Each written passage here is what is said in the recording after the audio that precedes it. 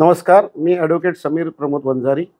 सावंतवाडी नगरपालिकेच्या होऊ घातलेल्या नगरपालिका निवडणुकीमध्ये प्रभाग 5 मधून हात या चिन्हावरती मी निवडणूक लढवत आहे. 5ब मधून. मला निवडणूक लढवायची का इच्छा व्यक्त करतो, कारण मी गेले अनेक वर्ष ह्या सावंतवाडीमध्ये सामाजिक कामामध्ये आहे. कोरोनाचा काळ असू देत किंवा अन्य कुठल्या अपत्य असू देत, त्यामध्ये मी पूर्णपणे वाहून घेतलेलं होतं. कोरोनाच्या काळामध्ये जवळजवळ मी 140 लोकांना ॲडमिट पण केलेलं आहे. तर तसं पाहता मला ह्या निवडणुकीमध्ये ह्या केलेल्या कामाची पोचपावती नक्कीच मिळणार आहे असं मला वाटतं. बघा, तुम्ही जर बघितलं तर आजही सत्ताधारीमधले लोक म्हणतायत की आम्हाला हे करायचं आहे, आम्हाला ते करायचं आहे. गेले दीपकभाई केसरकर गेले अनेक वर्ष, 15 वर्ष राजकारण म्हणजे नगरपालिकेच्या नगरपालिका त्यांच्या ताब्यात होती. 15 वर्ष ते आमदार म्हणून आज आहेत. आजही पुढचे 5 वर्ष काढणार आहेत. असं असताना सुद्धा आज सत्ताधारीतले लोक का म्हणतात की आम्हाला काम करायचं आहे. मग असं का झालं की ते काम करत, म्हणजे काय त्यांच्याकडनं घडलं नाही आणि का घडलं नाही. मग का फक्त नगरपालिकेचा नगरसेवक हा लाईट आणि रस्ते आणि गटारीसाठी नाही आहे. अनेक लोकाभिमुख कामं आहेत. मग ते वयोवृद्धांसाठी असू देत का, अनेक दिव्यांगांसाठी का असू नये, हे काम करणं आज गरजेचं आहे. तुम्ही जर बघितलं तर ज्या काही उद्घाटनं झाल्यात, मग ते शिल्पग्रामाच्या समोरचं हेल्थ पार्क असू देत, रघुनाथ मार्केट असू देत, वारंवार नारळ फोडले जातात, वारंवार त्याची उद्घाटनं केली जातात. पण तुम्ही जर बघितलं तर आजही ते चालू नाही आहेत. माझं असंच म्हणणं आहे की जर तुमच्याकडे 30 वर्ष सत्ता होती तर तुम्ही हे का करत नाही आहेत. आणि तुम्ही बघा की नगरसेवक हा उच्च शिक्षित असल्याशिवाय राजकारणाची परिभाषा बदलली जाणार नाही. मी लोकांकडे मुद्दा घेऊन हात जातोय की तुम्ही अशा लोकांना निवडून द्या की ते उच्च शिक्षित असणे गरजेचे आहे. तरच ही राजकारणाची परिभाषा बदलणार, सर्वसामान्य माणूस राजकारणात येण्याची इच्छा व्यक्त करणार. बघा काय आहे, भाजप म्हणतं केंद्रात सत्ता आहे, महाराष्ट्रात भाजप आणि शिंदे सेनेची सत्तेत आहेत. असं असताना तुम्हाला रस्त्यावर उतरून, काल माझ्या वॉर्डमध्ये रस्त्यावर उतरून पालकमंत्र्यांना फिरावं लागलं. का फिरावं लागलं? जर त्यांनी काम केलेलं आहे तर त्यांना फिरण्याची गरज नाही. लोक त्यांना भरभरून मतदान करणार. आणि ते झालं नाही आणि पुन्हा एकदा संधी द्या म्हणून मागतायत. ह्याच्यावरूनच कळून येतं की त्यांच्याकडे काय आहे ते. ऑब्विसली त्याला जबाबदार इकडचे सत्ताधारीच आहे. जे काय विकास करायचा आहे तो विकास करण्यासाठी ज्या लोकांनी तुम्हाला तुमचा प्रतिनिधी म्हणून निवडून दिलं, ते जर तुम्ही करू शकत नसाल तर कुठच्या तोंडाने परत परत तुम्ही मतं मागतायत. मला वाटतं की तुम्ही ह्यावेळेला नवीन चेहऱ्यांना, नवीन काँग्रेससारख्या पक्षाला तुम्ही संधी देणं गरजेचं आहे. आणि ती संधी दिल्यानंतर ते जर सोनं करू शकले नाही तर 100% तुम्हाला बोलण्याचा अधिकार आहे. उभाटा, आम्ही महाराष्ट्रात महाविकास आघाडी म्हणून उभाटा आमचा सुद्धा मित्रपक्ष होता. उभाटाने नगराध्यक्ष घोषित केला होता आपला कॅन्डिडेट. तरी असून सुद्धा आमच्या अनेक वेळा बैठका झाल्या. त्या बैठकाचं फलश्रुत निघालं नाही. त्यांना असं वाटू लागलं की जे काय खासदारकीच्या निवडणुकीत जे काय मतं पडली ही पूर्ण उभाटाचीच होती. त्यामुळे त्यांना जे आम्ही त्यांच्यासमोर जे प्रपोजल ठेवले होते, आमचे जे बेस्ट कॅन्डिडेट होते ते समोर ठेवले असताना सुद्धा त्यांच्यावर त्यांनी कुठेही विचार केला गेला नाही. आणि त्यामुळे आम्हाला स्वबळावर लढण्याची ताकद मिळाली. आम्ही स्वबळावर लढण्यास पुढे गेलो आणि कार्यकर्ते आमचे पुन्हा एकदा त्या पद्धतीने पुढे येऊन आपण लढणार म्हणून सांगितलं.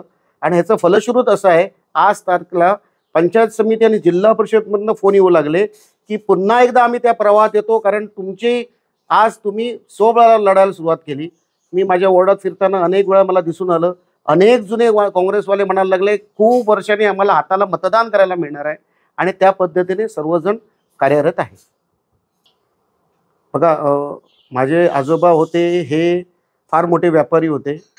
त्यांचं विडी कारखाना होता. काही सावंतवाडीतले फार मोठे दिग्गज 4-5 घराणे होते. पोकळे, वंजारी, केसरकर, बांदेकर, कोरगावकर अशी घरं होती. आणि हे घरं सुसंस्कृतिक आणि व्यापारी म्हणून ओळखले जायचे.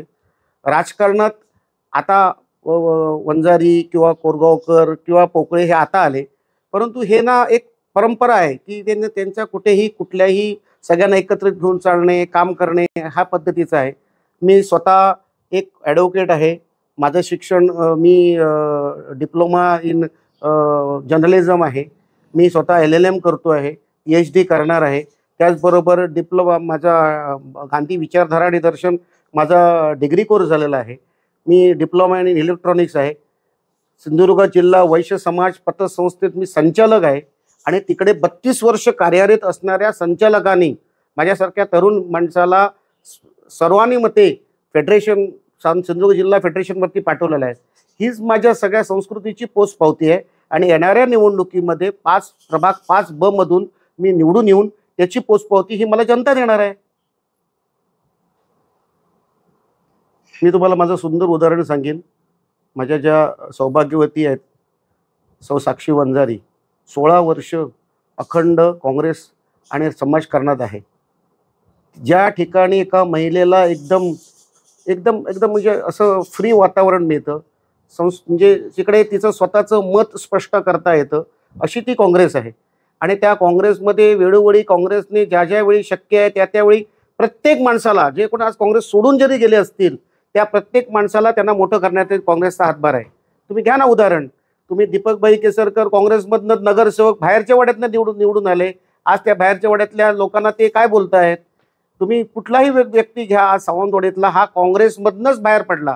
का तर येणाऱ्या सत्तेमध्ये ते जात गेले, परंतु आम्ही काँग्रेसमध्ये एक निष्ठावंत म्हणून राहिलो आणि ते निष्ठावंताचं फळ तिला नगराध्यक्ष पदाचं उमेदवार म्हणून मिळालं आणि मला 30 वर्षानंतर आज नगरसेवकाच्या पदावरती मला लढवण्याची ताकद या काँग्रेस पक्षाने विश्वास दिला. मुळात कसं आहे, काँग्रेस पक्ष कोणावर कधीही आरोप करत नाही. ही त्यांची संस्कृतीच नाही. चांगलं काम करून दाखवणे ही त्यांची संस्कृती आहे. पण झालेल्या अन्यायाच्या विरोधात नक्कीच त्यांचे आंदोलनं वगैरे होतात. काँग्रेसला ही कधी संस्कृती नाही की दुसऱ्याच्या विरोधात काहीतरी बोलावं आणि त्याच्यामधनं मतं मागावी. असं कधीच होणार नाही. आज तुम्ही साधं हे घ्या ना. ज्या एका ठिकाणी महाराष्ट्राच्या सत्तेत 2 पक्ष शिंदेसेना आणि भाजप एकत्र बसतात, या ठिकाणी राजघराण्यावरती शिंतोडे उडवले जातात. काय सत्य असेल ते असेल, मी त्याच्याबद्दल बोलत नाही. लोक ठरवतील ना. लोक ठरवतील कोणाला मत द्यायचं नाही द्यायचं. हे लोकशाहीचं राज्य आहे. लोकशाहीमध्ये लोक आपल्याला मतदान करतात. लोकांचा विचार लोकांना माहिती आहे. त्या पद्धतीने काँग्रेसमध्ये ही संस्कृतीच नाही कोणावर शिंतोडे उडवण्याची. आम्हाला अतिशय आनंद होतो तुम्हाला सांगायला की बघा, उच्च शिक्षित आहे त्याचा अर्थ असा आहे की उच्च शिक्षित लोक, काँग्रेस हे त्यांना समजतं, त्यांची विचारधारा त्यांना समजते आणि त्यामुळे हे 10 पेक्षा अधिक लोक आज काँग्रेसचे उमेदवार झालेले आहेत आणि पूर्ण ताकदीने ते त्याच ह्यांनी प्रचाराचा मुद्दा घेऊन लोकांसमोर जात आहेत. त्यामुळे मला अशी खात्री आहे की 16च्या 16 नगरसेवक म्हणून आणि नगराध्यक्ष म्हणून हे सत्ता स्थापन करतील. मुळात उच्च शिक्षित ज्यावेळी माणूस असतो, विद्या विनयाने शोभते असं म्हटलेलं आहे. कारण कुठेही त्यांना थ्रेट नाही आहे. ज्यावेळी काँग्रेसच्या उमेदवारांवर तुम्ही जातात त्यावेळी त्यांना पक्की खात्री आहे की आम्ही त्यांना रस्त्यात जाब विचारू शकतो, त्यांना विचारलेल्या प्रश्नाचं ते योग्य उत्तर देऊ शकतात, कारण ते मुळात सुशिक्षित आहेत. आता उदाहरणार्थ माझं घ्या. माझ्या घरापासून शेजारीच ऑफिस आहे. मी तिकडे एक वही मेंटेन केलेली आहे. येणारा प्रत्येक माणूस तिकडे लिहून जातो की मला ह्यांना भेटायचं आहे. त्या पद्धतीने मी त्यांना वेळ देतो, भेटतो, जाऊन त्यांचे काय छोटे मोठे कामं असतील, नगरपालिकेच्या माध्यमातून असतील आणि कशा माध्यमातून असतील ते करण्याचा प्रयत्न करतो. त्याची प्रचिती अनेक लोकांना आलेली आहे आणि ते ज्यावेळी ते लोक म्हणतात मला गेल्यानंतर तुम्ही वेल ऑर्गनाइज नगरसेवक आहात, नक्कीच तुम्हाला आम्ही नगरपालिकेत पाठवू. त्याचबरोबर ह्याचं अनुकरण बाकीचे पण लोक करतील आणि त्याप्रमाणे ऑर्गनाइज काम आपण लवकरात लवकर करू. साहेब कसं आहे बघा, मी ज्या प्रभागातनं लढतोय आणि मी असं म्हणत नाही की बाकीचे मी त्यांना कमी लेखतो, दिग्गज आहेत. पण ज्यावेळी मला दिसतंय की पालकमंत्री स्वतः उतरून ज्यावेळी माझ्या प्रभागात फिरतात, ह्याचाच अर्थ कुठेतरी त्यांचं भीतीचं वातावरण निर्माण झालेलं आहे. दुसरी गोष्ट म्हणजे जर तुम्ही बघितला की मी नेहमी सगळ्यांच्या बाईट संध्याकाळचे बघत असतो. प्रत्येक नगराध्यक्षाचा उमेदवार आमचा सोडला तर भाईंच्या माध्यमातून, पालकमंत्र्यांच्या माध्यमातून किंवा माजी खासदारांच्या माध्यमातून हे त्यांचे शब्द असतात.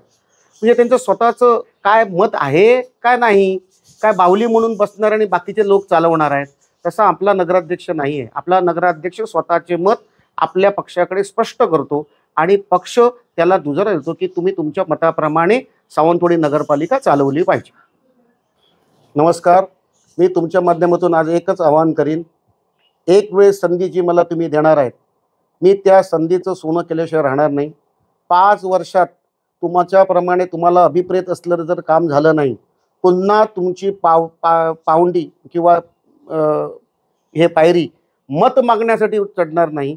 आणि माझ्याकडनं मी तुम्हाला एकदम हे देतो प्रॉमिस की मी 100% तुम्हाला अभिप्रेत असलेलं काम करणार. म्हणून पुन्हा एकदा तुम्हाला मी विनंती करतो की माझ्या हातासमोरचं बटन दाबून माझ्यासह 15 नगरसेवक आणि 1 नगराध्यक्षांना निवडून देऊन एक संधी द्या. तुमच्या ह्या दिलेल्या संधीचं सोनं नक्कीच करणार.